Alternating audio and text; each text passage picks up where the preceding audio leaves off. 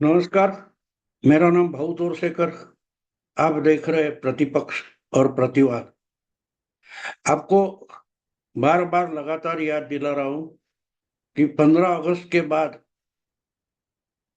मेरे हिंदी वीडियो सिर्फ प्रतिवाद इस अलग ट्यूब चैनल पर रहेंगे, यूट्यूब चैनल पर रहेंगे। अभी भी दोनों जगह में डाल रहा हूं। और दूसरी बात है कि प्रतिवाद जो चैनल है वो अभी पूरी तरीके से शुरू नहीं हुआ है, इसलिए उस पर पुराने कुछ मेरे वीडियो मैंने डाल दिए, लोगों को याद रहे, कंटिन्यूटी रहे, इसलिए तो माफ करना। पुराने वीडियो भी प्रतिवाद पर आ रहे हैं, उसके लिए मुझे माफ करना। अब मैं आज के सब्जेक्ट पर आ जाऊंगा। अखिलेश यादव की विपरीत काले विपरीत बुद्धि, विनाश काले विपरीत बुद्धि, ऐसी जो उक्ति है उसकी याद अखिलेश यादव दिला रहे। ये मैं इसलिए बोल रहा हूं कि जब हमें यश मिलता है, सक्सेस मिलता है, तो उसकी एक नशा हो जाती है और हम भूल जाते हैं कि अपनी औकात क्या है, हमारी क्षमता क्या है, और उससे भी ज्यादा कुछ करना चाहते हैं। बहुत बार ऐसी भी स्थिति होती है कि आप ना कुछ करें तो भी आपका लाभ ही हो सकता है, कम से कम नुकसान नहीं होगा। लेकिन जब नशा होती है तो नशे में आप कुछ ज्यादा करना चाहते हैं, ज्यादा लाभ उठाना चाहते हैं, और उसका ही आपको ज्यादा से ज्यादा नुकसान हो जाता है।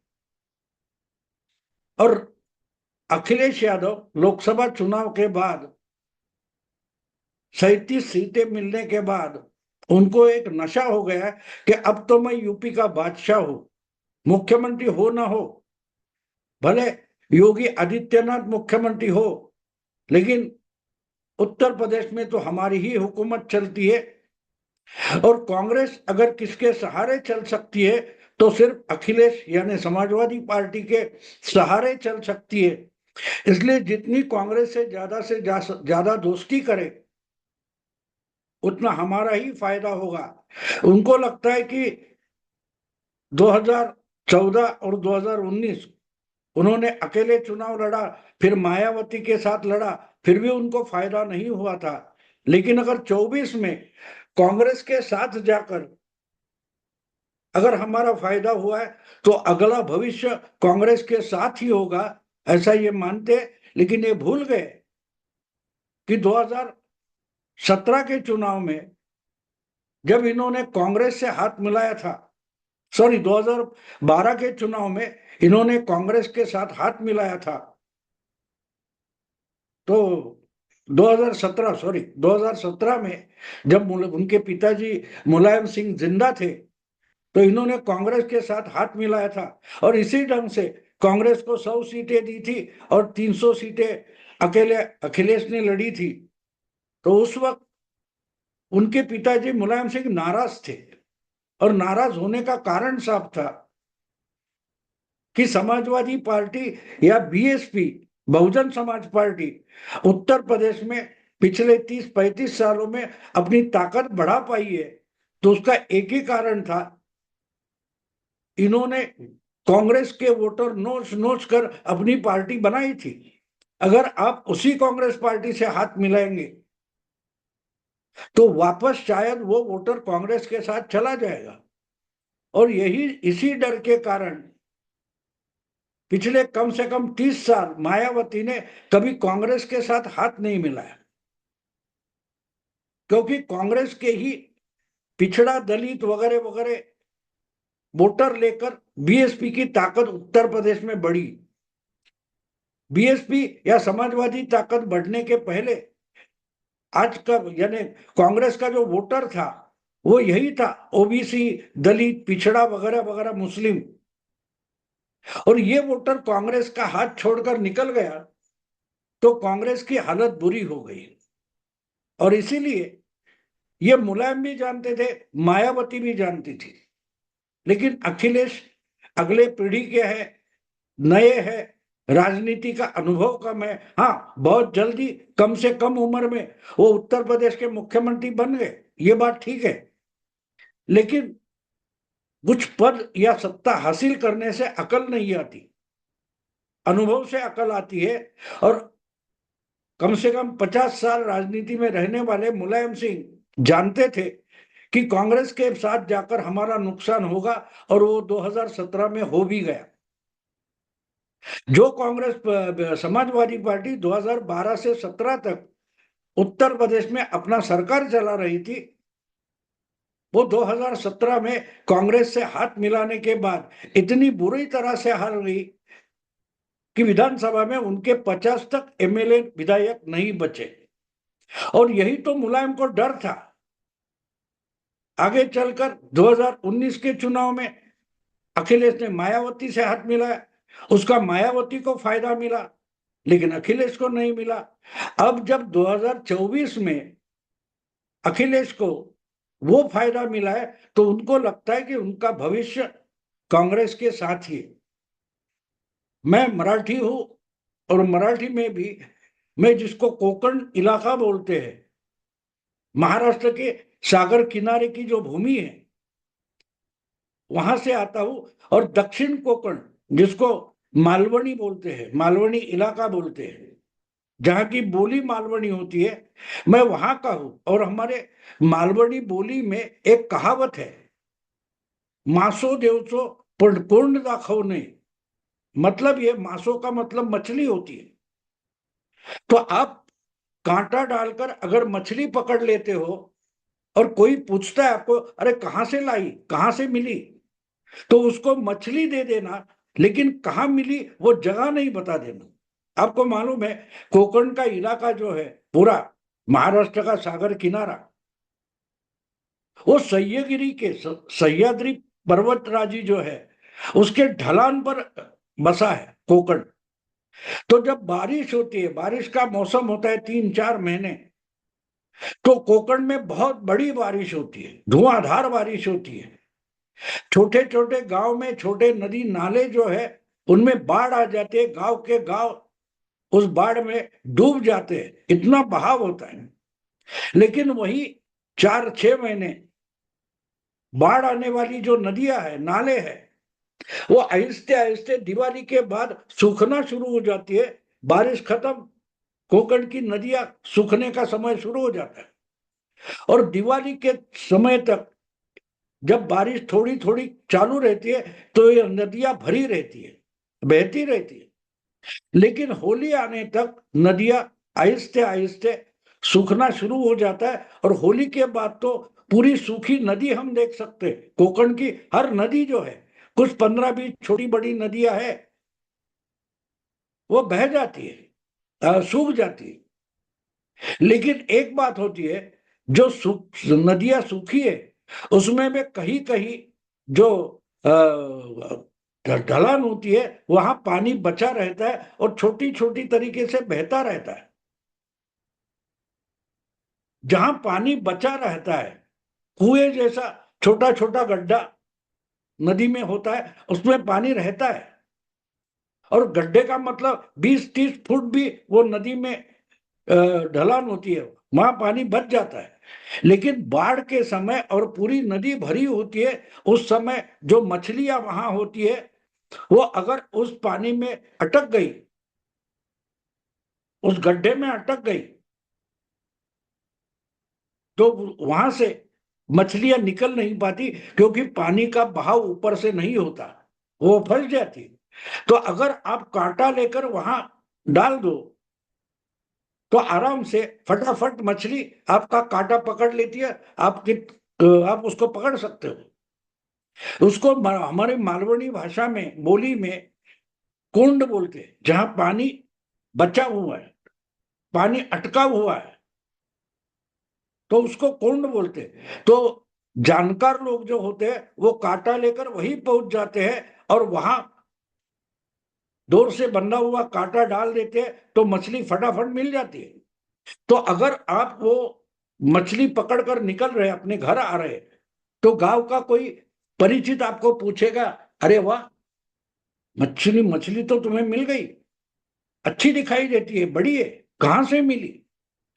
तो कहावत ये है कि उसको मछली दे देना, लेकिन कहां मिली ये जगह नहीं बता देना, क्योंकि वो फिर अपने आप जाकर जितनी चाहिए उतनी मछली ले लेगा, और वहां आपके लिए जो किसी को पता नहीं ऐसी जगह है, वो तो मछलियां खत्म हो जाएगी।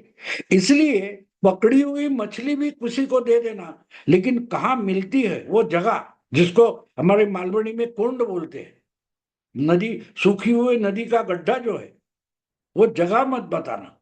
बिल्कुल वही बात अनुभव से मुलायम सिंह जानते थे।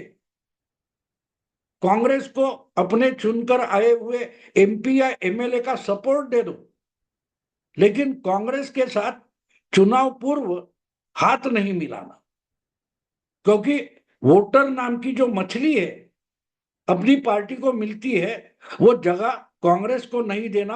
अगर साथ हो जाओगे, चुनाव पूर्व गठबंधन करोगे, तो वो जगह उनको मिल जाएगी, मछली उनकी तरफ चली जाएगी, तो हमें कांटा डालकर भी मछली नहीं मिलेगी।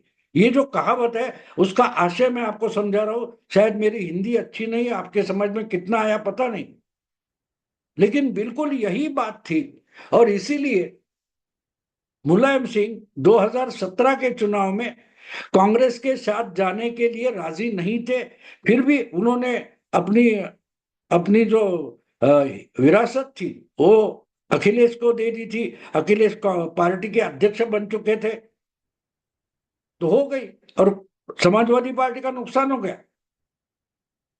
लेकिन वही बात अगर 2024 में की है, तो 2024 में राजकीय परिस्थितियां अलग थी, और उसका फायदा कांग्रेस को भी मिला, समाजवादी पार्टी को भी मिला। लेकिन हम अगर चुनाव का अभ्यास करते हैं तो हमें समझ में आता है कि भले 16 सीटें लड़ाकर कांग्रेस ने सिर्फ 6 सीटें जीती है उत्तर प्रदेश में, यूपी में, फिर भी फायदा उनका ज्यादा हुआ है, क्योंकि वो तो पिछले चुनाव में अमेठी में हार चुके थे। वो अमेठी, रायबरेली और 4 ज्यादा सीटें जीत गए। अखिलेश की ताकत है, अखिलेश विधानसभा में भी 400 में से 125 से ज्यादा सीटें जीत चुके, 150 के आसपास। कांग्रेस 6-7 सीटें भी विधानसभा में नहीं जीत पाई थी, लेकिन लोकसभा में उनकी 6 सीटें आ गई। तो फायदा किसका हुआ? वोटिंग परसेंटेज भी देखो, 2-3% वाली कांग्रेस 6-7% तक पहुंच गई, तो फायदा तो कांग्रेस का हुआ, जितना समाजवादी पार्टी का फायदा नहीं हुआ, क्योंकि 2-3 गुना परसेंटेज कांग्रेस के बढ़े और समाजवादी पार्टी के दुगना भी वोट परसेंटेज नहीं हुए। तो कहने का मतलब ये है, अखिलेश ने मछली कहां मिलती है वो गड्ढा या कोंड कांग्रेस को दिखा दिए, और इससे भी जो धोखा पैदा हुआ है वो अखिलेश नहीं समझ पा रहे, इसीलिए लोकसभा में जाकर वो अपनी पार्टी के 37 एमपीज के सांसदों के नेता बन बैठे और राहुल गांधी के पिछलकू बन गए। तो बात साफ है, जितने ये अगले 2-2.5 साल राहुल गांधी के पिछलुग्गू बनते रहेंगे, उतनी उत्तर प्रदेश में भी राहुल गांधी अखिलेश से बड़ा नेता माना जाएगा, और जब चुनाव आ जाएगा विधानसभा का, उस वक्त वही राहुल गांधी सीटें बढ़ाकर मांग करेंगे। लोकसभा में 80 में से 16 यानी 20% सीटें कांग्रेस को अखिलेश ने दी थी।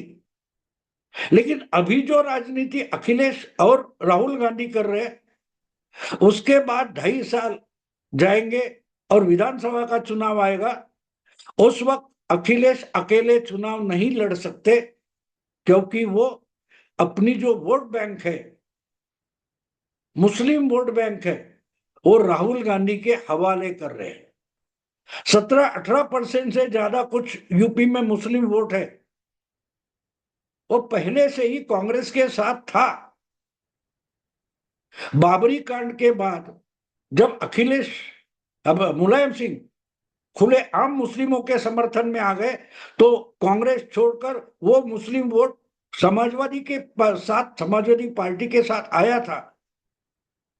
वो 2024 के चुनाव के साथ बाद आहिस्ते आहिस्ते कांग्रेस के पास खिसकने लगा है।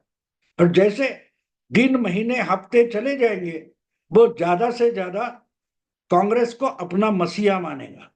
उत्तर प्रदेश के बाहर के राज्यों में हम देखें, महाराष्ट्र में देखें, महाराष्ट्र में कांग्रेस को अच्छी सीटें मिली है, उसका कारण मुस्लिम वोट बैंक है। और कई जगह कांग्रेस की ताकत बढ़ी है तो मुस्लिम वोट बैंक कांग्रेस के पास चली गई। अगर वही उसका स्पीड बढ़ते गया और तेज हो गया तो उत्तर प्रदेश में जो आज तक समाजवादी पार्टी की वोट बैंक मानी जाती थी, वो चिपक जाएगी जाकर कांग्रेस को। और 400 में से आधी सीटें अगर राहुल गांधी मांगते हैं, 200 सीटों का डिमांड राहुल गांधी करते हैं, तो अखिलेश के लिए ना कहना मुश्किल हो जाएगा। क्योंकि जीती तो 37 सीटें हैं, लेकिन उसके लिए अखिलेश मानते हैं कि मैं राहुल गांधी या कांग्रेस पर डिपेंडेंट हूं, कांग्रेस साथ थी इसलिए 37 सीटें मिली है। अगर कांग्रेस साथ नहीं रहेगी तो वोट परसेंटेज घट जाएगा, मुस्लिम वोटर चला जाएगा, वोट परसेंटेज घटने से सीटें कम हो जाएगी, ये डर पैदा होगा। और इसी कारण मैं मानता हूं कि जो कुछ अखिलेश कर रहे हैं उसको विनाशकाले विपरीत बुद्धि बोलते हैं। उक्ति जो है, वचन है कि आपका विनाशकाल नजदीक आता है तो आप विपरीत बुद्धि से काम करते हो, खुद का फायदा होने से ज्यादा नुकसान होने की तरफ विपरीत तरीके से सोचने लगते हो, काम करने लगते हो। बिल्कुल अखिलेश वही कर रहे हैं। और इसलिए अखिलेश जो कुछ कर रहा है, अभी कल परसों की बात है, पार्लियामेंट में जब अनुराग ठाकुर ने बीजेपी के राहुल गांधी को पेच डाल दिया कि खुद की जात पता नहीं और जाति की गणना मांग रहे हो, तो राहुल गांधी से ज्यादा मिर्ची लगी किसको? तो अखिलेश को। आप जाति कैसे पूछ सकते हो? अरे यही अखिलेश, यही राहुल गांधी प्रेस कॉन्फ्रेंस लेकर कहीं भी सभा में मीटिंग में लोगों को तुम्हारी जात क्या है पूछ रहे हैं। अच्छा तुम मिश्रा हो, अच्छा तुम शुक्ला हो, ये जात पूछना नहीं था। एक तो रोड शो में राहुल गांधी किसी प्रेस रिपोर्टर को जोर जोर से दम देकर पूछ रहे थे उस रिपोर्टर की जाति क्या है, उसके मालिक की जाति क्या है। अगर तुम जाति पूछते हो तो गाली नहीं होती, और कोई तुम्हें जाति पूछता है तो वो गाली बन जाती है। और वो गाली से मिर्ची ज्यादा किसको लगते हैं? अखिलेश को। तो अखिलेश ये दिखा रहे हैं कि हम कांग्रेस के गुलाम हैं, हमने राहुल गांधी का नेतृत्व तो मान लिया है। समाजवादी पार्टी का इसका अगला चुनाव या राजनीति कांग्रेस पर निर्भर है। यही मानने का मतलब अखिलेश जिस ढंग से लोकसभा में पेश आए, जितने गुस्से में बोल रहे थे, उसी को ही विनाशकाले विपरीत बुद्धि बोला जाता है। नुकसान तो अखिलेश का होगा, कांग्रेस का नुकसान हो ही नहीं सकता। जो कांग्रेस 5 साल पहले 2019 में 80 में से सिर्फ एक सीट ला पाई, सोनिया गांधी अकेली जीत गई थी, राहुल गांधी हार गए थे, वहां से राहुल गांधी फिर रायबरेली से जीत गए और कांग्रेस में 6 सीटें जीत गए, तो अखिलेश के कारण जीत गए थे। लेकिन अखिलेश की मेंटेलिटी, मानसिकता कहती है कि कांग्रेस साथ थी इसलिए तो 37 सीटें जीत गए। तो ये जो पराभूत मानसिकता है, हारने वाली मानसिकता है, वो आपको कभी जीत की ओर नहीं ले जाती। और यही तो अखिलेश का होने वाला है। इसलिए मैं बोलता हूं कि अखिलेश ने मछली देने के बजाय, अखिलेश ने राहुल को मछली देने के बजाय मछली कहां मिलती है उसमें भागीदारी के लिए इनवाइट किया, आमंत्रित किया है। उसकी बड़ी कीमत अगले विधानसभा चुनाव में अखिलेश को चुकानी पड़ेगी। इसीलिए कहता हूं कि विनाशकाले विपरीत बुद्धि। दोस्तों, अगर ये वीडियो पसंद आए तो लाइक कीजिए, शेयर कीजिए और प्रतिवाद को ज्यादा से ज्यादा सब्सक्राइब कीजिए। नमस्कार।